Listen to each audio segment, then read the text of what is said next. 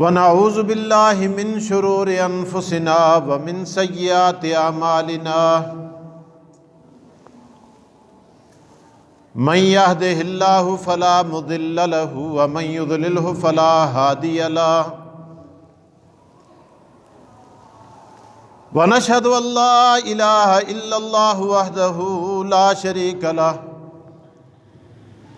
ونشهد ان سيدنا ومولانا محمدا عبده ورسوله اما بعد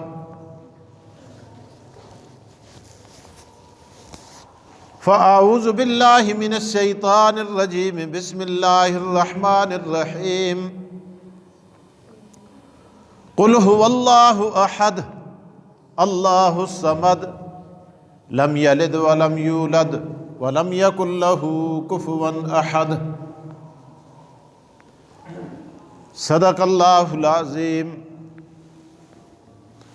اللہم صلی علی محمد وعلی آل محمد کما صلیت علی ابراہیم وعلی آل ابراہیم انک حمید مجید۔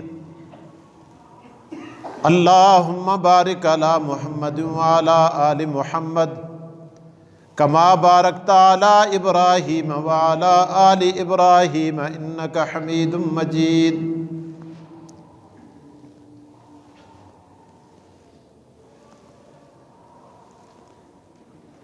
قرآن کریم 30واں پارہ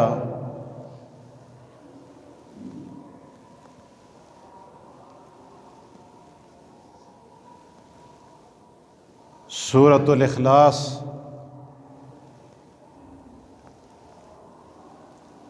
آپ کے سامنے گزشتہ جمعہ سے تلاوت کرتا چلا آ رہا ہوں۔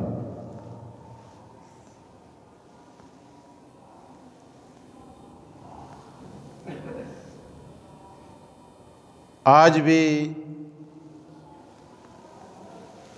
اسی سورت کے متعلق چند باتیں عرض کرنے کا ارادہ ہے۔ دعا کیجئے اللہ تعالیٰ شرح صدر کے ساتھ قرآن و سنت کے مطابق کچھ عرض کرنے کی توفیق عطا فرمائے، آپ کو سننے کی اور مجھ ناچیز سمیت آپ سب کو اس پر عمل کی توفیق عطا فرمائے۔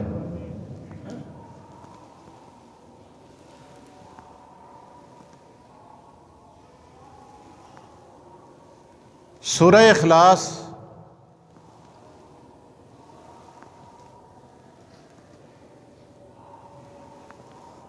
قرآن کریم کی ایسی سورت ہے جو ہر کلمہ گو کو یاد ہے۔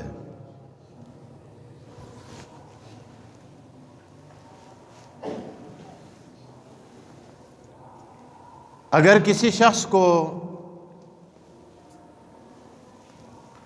باقی صورتیں نہ بھی آتی ہوں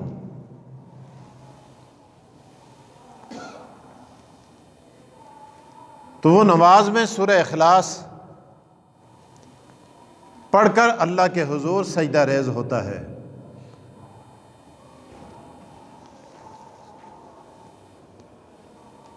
بظاہر دیکھنے میں، پڑھنے میں یہ صورت انتہائی مختصر نظر آتی ہے، لیکن تشریحات، تفسیر، معانی اور مفاہیم کے اعتبار سے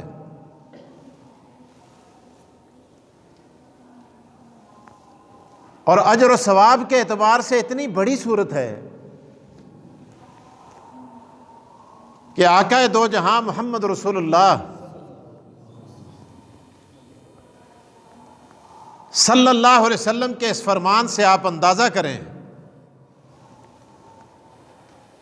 آپ ارشاد فرماتے ہیں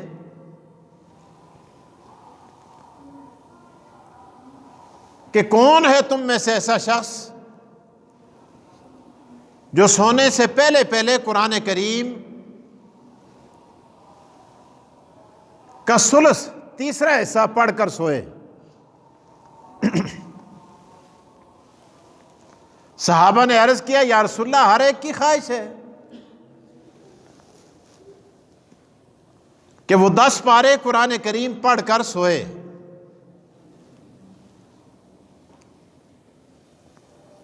لیکن یہ ہے بڑا مشکل۔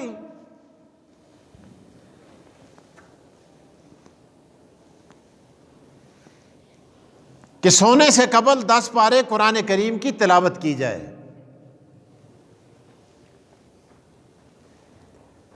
حضور نبی اکرم صلی اللہ علیہ وسلم نے ارشاد فرمایا کہ جو شخص قرآن کریم کی یہ سورۃ الاخلاص کی 4 آیتیں، قل هو اللہ احد، اللہ الصمد، لم یلد ولم یولد ولم یکن لہ کفوا احد،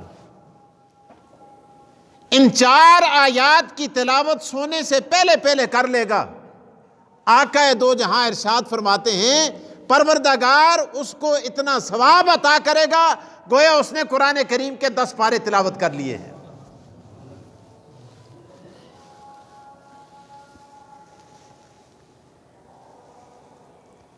اس کا یہ مطلب ہرگز نہیں کہ ہم قرآن کریم کی تلاوت چھوڑ دیں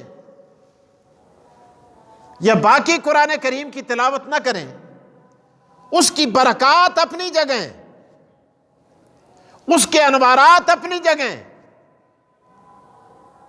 اس کا فائدہ اپنی جگہ کہ ہر آیت پڑھنے پر ہر حرف کے بدلے اللہ تبارک و تعالی 10 نیکیاں عطا فرماتے ہیں۔ لیکن سورہ اخلاص کی تلاوت کرنے والا، سورہ اخلاص پڑھنے والا، اللہ تبارک و تعالی اس کو ایک مرتبہ پڑھنے پر ثلث تیسرے حصے قرآن کریم کی تلاوت کا ثواب لکھ دیتے ہیں۔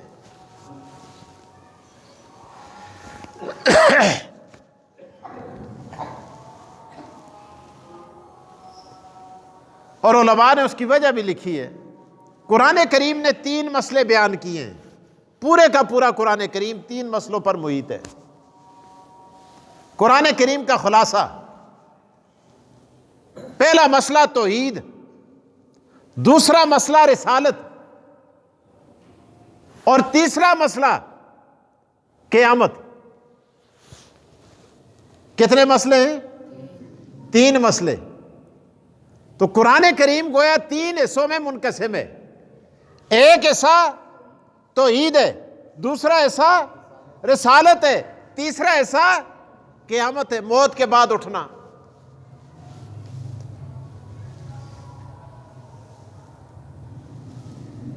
تو توحید کا چیپٹر اللہ تبارک و تعالی نے اس سورت کے اندر پورے کا پورا مکمل انداز کے اندر بیان کر دیا، گویا یہ قرآن کریم کا ایک حصہ ہو گیا ہے۔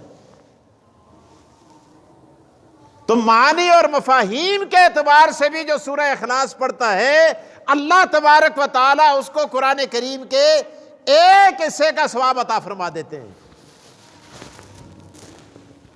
اس لیے علماء نے لکھا ہے کہ جب آپ کا کوئی آدمی دنیا سے رخصت ہو جائے، مر جائے، مرنے کے بعد آپ کو کوئی نہیں روکتا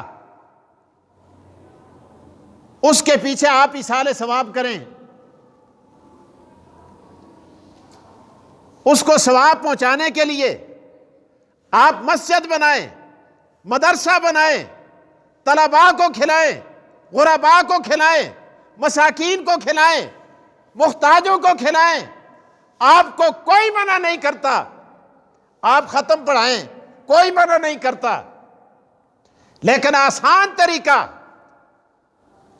علماء نے لکھا، مشائخ نے لکھا کہ اگر آپ نے کسی مردے کے ساتھ آپ خیر خواہی کا ارادہ رکھتے تو آپ اس کے لیے اگر سورہ اخلاص ایک مرتبہ پڑھ کر آپ اس کے لیے بخش دیں گے، اللہ تبارک و تعالیٰ اسے قرآن کریم کے 10 پاروں کا ثواب عطا کر دیں گے۔ اور اگر آپ سورہ اخلاص کو 3 مرتبہ پڑھیں گے تو گویا پورے قرآن کریم کا ثواب اللہ تبارک و تعالی آپ کے فوت شدہ انسان کو قبر کے اندر پہنچا دیں گے۔ آپ کسی کے لیے بھی آپ پہنچا سکتے ہیں، والدہ کے لیے، والد کے لیے، دادے کے لیے، دادی کے لیے، بھائی کے لیے، بیٹے کے لیے، اولاد کے لیے، کسی کو بھی، کسی بزرگ کے لیے آپ بخش دیں، اللہ تبارک و تعالی پورے کا پورا ثواب اس کو قبر کے اندر تحفے کے طور پر عطا فرما دیں گے۔ اور پھر حدیث کے اندر آتا ہے، نبی اکرم صلی اللہ علیہ وسلم نے ارشاد فرمایا، آپ کا میت، آپ کا مردہ قبر کے اندر ایصال ثواب کا اس طرح منتظر ہوتا ہے جس طرح آپ کا قیدی جیل کے اندر اپنے ملاقاتی کے انتظار کا منتظر ہوتا ہے۔ جو لوگ جیل میں گئے ہیں، جنہوں نے قید و بند کی صورتیں برداشت کی، ان سے جا کر پوچھو کہ ان کو ملاقاتی کا کس طرح انتظار ہوتا ہے اور کتنی خوشی ہوتی ہے کہ کوئی آدمی میری ملاقات کے لیے بڑے بڑے ساتھ چھوڑ دیتے ہیں۔ اسی طرح آپ جب کسی میت کو دفنا کے آ جاتے ہیں تو قبر کے اندر آپ کا دفنایا ہوا شخص آپ کے ایصال ثواب کا اس طرح انتظار کرتا ہے جس طرح آپ کا قیدی اپنے ملاقاتی کا انتظار کرتا ہے۔ اور پھر یہ بھی لکھا ہے کہ جس طرح اس قیدی کو اپنے ملاقاتی کے آنے سے خوشی ہوتی ہے، اس کے طائف سے خوشی ہوتی ہے، اسی طرح آپ کے ایصال ثواب سے، آپ کی سورہ اخلاص سے، آپ کی سورہ فاتحہ سے، آپ کے قرآن کریم کے ختم سے، آپ کے اللہ کے راستے میں دیے ہوئے سے، آپ کا قبر کے اندر پڑا ہوا مردہ اسی طرح خوش ہوتا ہے جس طرح جیل میں پڑا ہوا وہ قیدی خوش ہوتا ہے۔ ہم کس طرح اپنی اولاد کو خوش کرنے کے لیے 10 روپے دیتے ہیں، 100 روپے دیتے ہیں، 500 دیتے ہیں، یہ تو دنیا میں، لیکن جب آپ خدا کے نام پر ایصال ثواب کے لیے، اپنی والدہ کے لیے، اپنے والد کے لیے، اپنے عزیزوں کے لیے، رشتہ داروں کے لیے، خیش و اقارب کے لیے، کسی محتاج کو، مسکین کو، بیوہ کو، یتیم کو، کسی یسیر کو، اسیر کو اگر آپ دے دیتے ہیں تو وہ بھی اسی طرح قبر کے اندر اس کو خوشی محسوس ہوتی ہے۔ لیکن آج ہم نے اس سے بھی ہم نے روح کھینچ کے نکال دی، اس کو بھی ہم نے برباد کر دیا۔ ایصال ثواب کا جو اصل طریقہ تھا اس کا بھی ہم نے بیڑا غرق کر کے رکھ دیا۔ آج رسم چیلم ہوتی ہے، اس میں کارڈ چھاپے جاتے ہیں، اس میں امیر رشتہ داروں کو دعوت دی جاتی ہے، جو پراڈو پہ بیٹھ کر، بی ایم ڈبلیو گاڑیوں پہ بیٹھ کر، بڑی بڑی کاروں پہ بیٹھ کر وہ آ کر آپ کے گھر میں بیٹھ کر امراء کھانا کھا کے جاتے ہیں، اور سامنے ٹائٹل یہ لگا ہوا ہوتا ہے کہ میں باپ کے ایصال ثواب کے لیے، میں ماں کے ایصال ثواب کے لیے، میں دادا کے ایصال ثواب کے لیے، میں اولاد کے ایصال ثواب کے لیے میں یہ تقریب کر رہا ہوں، حالانکہ نہ اس کھانے کا کوئی ثواب ہوتا ہے، نہ کھلانے کا کوئی ثواب ہوتا ہے، سب دکھلاوا، اپنی پگڑی اونچے کرنے کے لیے۔ او ہو جی پیو دی خرات کی تھی، فلانی جگہ بھی لوگ آئے، فلاں جگہ سے بھی آئے، فلاں جگہ سے بھی آئے، فلاں جگہ سے بھی آئے، لیکن ان میں کھانے والا غریب کوئی بھی نہیں ہوتا، وہ سب آپ کے امیر رشتہ دار کھا کے جاتے ہیں۔ ایسے ایصال ثواب کا کوئی فائدہ نہیں ہے۔ تو نے اپنا پگڑا بڑھانا ہوتا ہے، وہ پگڑا تیرا بڑھ جاتا ہے، تیرا شملہ اوپر ہو جاتا ہے، لیکن اللہ کی قسم تیری مری ہوئی ماں کو کوئی ثواب نہیں پہنچتا، تیرے مرے ہوئے باپ کو قبر میں کک ثواب نہیں پہنچتا۔ وہ تو نے اپنی عزت بنانے کے لیے کیا۔ اور جی میٹھے چاول بھی پکاؤ، اس کے اندر بادام بھی ڈالو، اس کے اندر پستہ بھی ڈالو، تاکہ لوگ باتیں نہ کریں۔ باتیں کس پر کریں گے؟ تیرے اوپر باتیں کی جائیں گی، لہٰذا ایسے پکانے کا کوئی فائدہ نہیں ہے۔ اور جن طالب علموں کو آپ بلاتے ہو ختم پڑھانے کے لیے، ان بیچاروں کو ٹھنڈی چائے ایک پیکٹ سے پورا دیگچہ چائے کا بنا کر ٹھنڈے سموسے دے کر، اور پھر آتے ہو اور جی ٹھیک ٹھیک پڑھے ہو، مجھ سارا پڑھے ہو، سارا پڑھے ہو، اس طرح کرے ہو، اس طرح کرو۔ وہ کخ کیا پڑھے گا؟ تو نے اس کو کیا خوش کیا؟ کیا دیا ہے تو نے؟ کیا تو نے اس کی خدمت کی ہے؟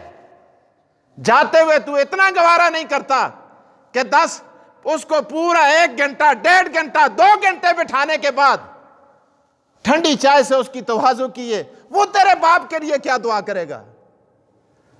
وہ تیری مری ہوئی ماں کے لیے کیا دعا کرے گا؟ دعا کرانی مقصود نہیں ہوتی بابو، دعا لینا مقصود ہوتی ہے، تاکہ اندر سے دعا نکلے۔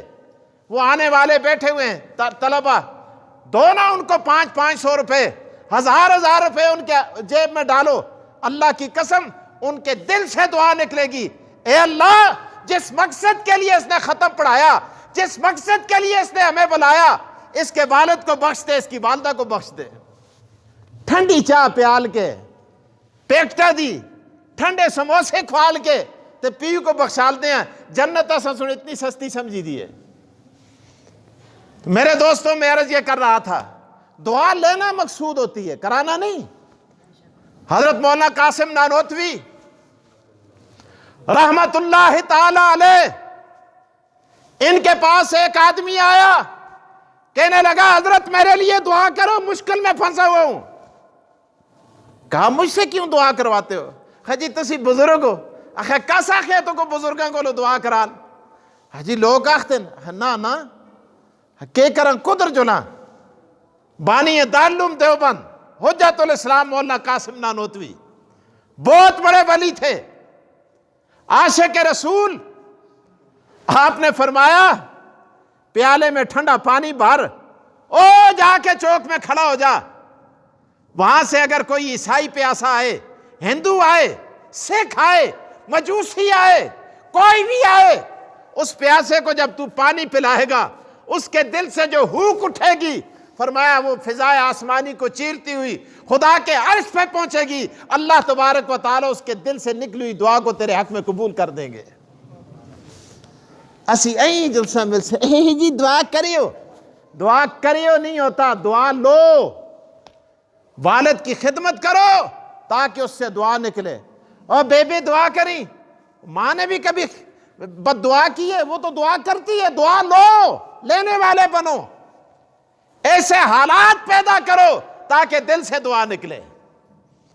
میرے دوستو عرض کرنے کا مقصد یہ ہے، آقا دو جہاں محمد رسول اللہ صلی اللہ علیہ وسلم نے ارشاد فرمایا کہ اپنے مردوں کو خوشی پہنچاؤ، اپنے مردوں کو تحفے دو۔ یا رسول اللہ کس سے تحفہ دیں؟ فرمایا اور اگر تمہارے پاس کچھ نہیں ہے تو یہ کہہ کر ان کو تحفہ پہنچا دو، قل هو اللہ احد اللہ الصمد لم یلد ولم یولد ولم یکن لہ کفوا احد۔ اللہ تبارک و تعالی تمہارے مرے ہوئے رشتہ دار کو، تمہارے مردے کو قبر میں اللہ تبارک و تعالی 10 پارے تلاوت کرنے کا ثواب عطا کر دیں گے۔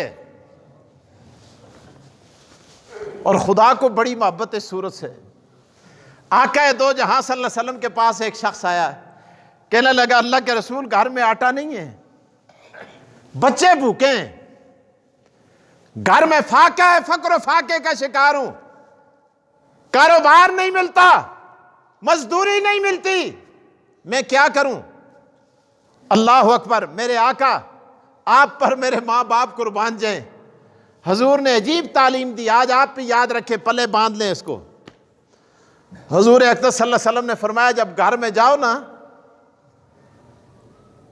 تو گھر میں داخل ہوتے ہی گھر والوں کو سلام کرو، السلام علیکم ورحمۃ اللہ وبرکاتہ۔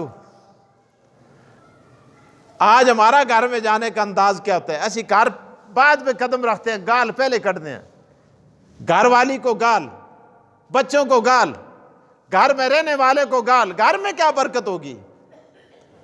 کرالے بھی سمجھ دینا، جی بڑا کرت ہے، بڑا روب ہے، میں جلتا سارے سیم گنن، تو کوئی بہو ہے؟ حضور علیہ السلام نے ارشاد فرمایا تاکہ گھر میں جاؤ گھر والوں کو خوشی محسوس ہو تمہارے جانے سے، رچ بن کر نہ جاؤ، ریچھ بن کر، انسان بن کر جاؤ۔ فرمایا جا کے سلام کرو۔ حضور علیہ السلام نے ارشاد فرمایا سلام کرنے کے بعد کلام نہیں کرنا۔ گھر میں داخل ہوئے، فرمایا السلام علیکم ورحمۃ اللہ وبرکاتہ۔ گھر میں داخل ہونے کا انداز آقا دو جہاں محمد رسول اللہ صلی اللہ علیہ وسلم اپنے غریب صحابی کو تلقین فرما رہے ہیں۔ اللہ کے رسول پھر کیا کروں؟ فرمایا کسی سے کوئی کلام نہیں کرنا۔ فرمایا گھر میں داخل ہوئے، سلام کیا، سلام کرنے کے بعد قل هو اللہ احد، کیا پڑھنا ہے؟ قل هو اللہ احد اللہ الصمد لم یلد ولم یولد ولم یکن لہ کفوا احد۔ صحابی عرض کرتا ہے یا رسول اللہ میں گھر میں داخل ہوا، مجھے کوئی آدمی نظر نہیں آتا، میں کس کو سلام کروں؟ وہاں تو دیواریں نظر آتی ہیں، پلر نظر آتے ہیں، ستون نظر آتے ہیں، لیکن گھر کے اندر کوئی نہ ہو تو پھر میں کس کو سلام کروں؟ آقا دو جہاں صلی اللہ علیہ وسلم ارشاد فرماتے ہیں والسلام علیہ، اگر گھر کے اندر کوئی نہیں ہے تو مجھ محمد پر سلامتی بھیج۔ اللہ اکبر۔ فرمایا مجھ محمد پر سلامتی، کیفا اسلم علیک یا رسول اللہ، اللہ کے رسول آپ پر سلامتی کیسے بھیجوں؟ فرمایا جب تو گھر کے اندر داخل ہوا تجھے کوئی نظر نہیں آیا تو پھر کہا کر السلام علیکہ۔ فرمایا السلام علیکہ ایھا النبی ورحمۃ اللہ وبرکاتہ، السلام علینا، السلام علینا وعلی عباد اللہ الصالحین۔ فرمایا مجھ پر سلامتی بھیج کر مجھ محمد پر صلاۃ و سلام پڑھ کے اس کے بعد کہہ دیا کر قل هو اللہ احد اللہ الصمد لم یلد ولم یولد ولم یکن لہ کفوا احد۔ صحابی کہتے ہیں ابھی 3 دن گزرے تھے، میں نے آقا دو جہاں محمد رسول اللہ صلی اللہ علیہ وسلم کے بتائے ہوئے طریقے کے مطابق عمل کرنا شروع کیا۔ میرے گھر کے اندر اللہ نے اتنی فراوانی کیا کرنی تھی، میں تھا، میرے پڑوسیوں کو بھی اللہ نے امیر کر دیا۔ اللہ اکبر۔ اللہ نے اس برکت کی وجہ سے میرے پڑوسی بھی امیر بنا دیے، ان کے گھر کے اندر بھی رزق کی فراوانی ہو گئی۔ آج ہم کہتے ہیں جی فلانے جادو کر کے دے، فلانے تویز کر کے دن، فلانے سر بندش کر کے دیے، فلانے یہ کر دیا، فلانے وہ کر دیا۔ میرے دوستو ہم نے خود اعمال کو چھوڑ دیا، ہم خود اس عمل پر نہیں ہیں۔ آقا دو جہاں صلی اللہ علیہ وسلم نے جو اعمال تلقین فرمائے ہم نے ان کو چھوڑ دیا۔ سیدنا علی المرتضیٰ شیر خدا کہہ دو، اور اونچی آواز سے کہہ دو، رضی اللہ تعالی عنہ۔ آپ نے فرمایا جو شخص سورج نکلنے سے پہلے سورہ اخلاص 4 مرتبہ پڑھ لے، کتنی مرتبہ؟ یار کتنی ایک صورت ہے، قل هو اللہ احد اللہ الصمد لم یلد ولم یولد ولم یکن لہ کفوا احد۔ فرمایا سارا دن اللہ تبارک و تعالی اس کی حفاظت کی ذمہ داری فرشتوں کا پہرا لگا دیتے ہیں، اس کے گھر کی ذمہ داری، اس کے عزت کی ذمہ داری، اس کے رزق کی ذمہ داری اللہ فرماتے ہیں اس بندے نے 4 مرتبہ سورہ اخلاص پڑھ لیے، سورج غروب ہونے تک یہ اپنا خود ذمہ دار نہیں ہے، میں خدا اس کا ذمہ دار ہوں۔ آپ اندازہ لگائیں، فرمایا جب رات کو کوئی آدمی سورہ اخلاص پڑھ کر سو جاتا ہے اللہ فرماتے ہیں یہ بے غم ہو گیا، پروردگار کہتے ہیں یہ میرے پیرے میں آ گیا، اب میں خدا خود اس کا پیرے دار بن گیا، اس کو کوئی خطرہ نہیں ہے۔ میرے دوستو کتنے عجیب اعمال ہیں۔ ایک صحابی عرض کرتے ہیں، بخاری شریف میں روایت موجود ہے، ہم تبوک میں تھے، ہم نے دیکھا آقا دو جہاں محمد رسول اللہ کا حجرہ بڑا روشن ہے۔ صحابی کہتے ہیں میں دوڑتا ہوا گیا، میں نے جا کے عرض کیا یا رسول اللہ میں نے اس سے پہلے آپ کا خیمہ اتنا روشن نہیں دیکھا جتنا آج روشن ہے۔ حضور اقدس صلی اللہ علیہ وسلم نے ارشاد، توجہ میری طرف، آخری بات بتا کے بات ختم کرتا ہوں، مجھے گھڑی نے کاشن دے دی ہے۔ حضور علیہ السلام نے ارشاد فرمایا یہ کمرہ اس لیے روشن تھا کہ آج جبرائیل آسمانوں سے زمین پر آئے ہوئے ہیں، پھر زمین سے مدینے میں آئے ہوئے ہیں، تو جبرائیل نے کہا میں مدینے آیا ہوں تو میں ذرا تبوک میں محمد مصطفیٰ کا مصافحہ کر کے پھر مدینے جاؤں گا۔ اس لیے جبرائیل کی آمد کی وجہ سے تجھے میرا کمرہ چمکتا دمکتا اور روشن دکھائی دیا ہے۔ صحابی کہتے ہیں میں چپ ہو گیا، حضور کے پاس آتے رہتے ہیں جبرائیل۔ حضور نے فرمایا تو نے پوچھا نہیں ہے کہ جبرائیل کیوں آئے؟ میں نے عرض کیا اللہ و رسولہ عالم، یہ خدا کے رسول کا معاملہ ہے، وہ خوب جانتا ہے، اللہ کے رسول کو پتہ ہے۔ حضور نے فرمایا میں تجھے بتاتا ہوں۔ میں نے جبرائیل سے پوچھا تھا جبرائیل کیوں آئے ہو؟ جبرائیل نے عرض کیا کہ مدینے میں آپ کے صحابی معاویہ بن معاویہ مزنی کا انتقال ہو چکا ہے۔ ایک ہے سیدنا امیر معاویہ بن ابی سفیان، وہ اور ہیں، یہ اور صحابی تھے، معاویہ بن معاویہ مزنی رضی اللہ تعالی، ان کا انتقال ہو چکا ہے۔ اس لیے رب نے مجھے ہی نہیں بھیجا بلکہ اللہ نے 10 لاکھ فرشتے میری قیادت میں زمین پر اتارے ہیں کہ جاؤ جا کے مدینے میں معاویہ کا جنازہ ادا کرو۔ اللہ اکبر۔ حضور علیہ السلام نے فرمایا کیوں؟ اس میں کیا خصوصیت تھی؟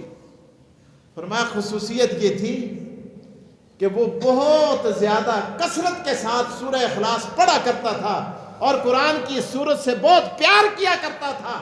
اللہ نے فرمایا جو اس سورت سے پیار کرتا ہے میں خدا عرش پر اس سے پیار کرتا ہوں۔ حضور کے دل کے اندر تڑپ پیدا ہوئی کہ جبرائیل آسمانوں سے آیا، 10 لاکھ فرشتے آئے، تو میں محمد بھی اس جنازے کے اندر شریک ہو جاؤں۔ اس زمانے میں جنازے رکھنے کا رواج نہیں تھا۔ جب جبرائیل جانے لگے حضور نے فرمایا جبرائیل میرا دل بھی چاہتا تھا کہ میں بھی اس کے جنازے میں شریک ہو جاتا، کاش۔ فرمایا ہاں اللہ کے رسول آپ شریک ہونا چاہتے ہیں؟ جبرائیل نے پر مارا، زمین کو ہموار کر دیا، زمین کی تنابیں کھینچ کر جنازہ محمد مصطفیٰ کے سامنے لا کے رکھ دیا۔ کہاں تبوک اور کہاں مدینہ۔ فرمایا آقا جنازہ آپ کے سامنے پڑا ہے اور جنازہ پڑھانا آپ کا کام ہے، اور 10 لاکھ فرشتے محمد مصطفیٰ کی قیادت میں اور سورہ اخلاص سے پیار کرنے والے صحابی کا جنازہ پڑھ رہے ہیں۔ ہمیں بھی پڑھنی چاہیے یا نہیں پڑھنی چاہیے؟ بولو، پڑھ لو ذرا۔ قل هو اللہ احد اللہ الصمد لم یلد ولم یولد ولم یکن لہ کفوا احد۔ اللہ مجھے اور آپ کو عمل کی توفیق دے۔